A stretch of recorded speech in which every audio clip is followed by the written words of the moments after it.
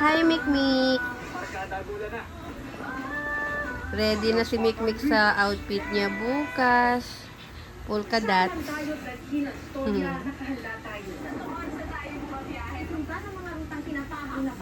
Yung paggawa sa anumang oras at sa kabila ng mga hamon. Nakakatago kasi ng mga sniper doon na pagkakataon na nakapasok ang media patuloy tayo sa pagtatanong. Patuloy natin hahanapin ang katotohanan. Dalawang dekada ng pagsisiyasat sa mga isyu ng lipunan. Reporter's Notebook. Ngayong 2025,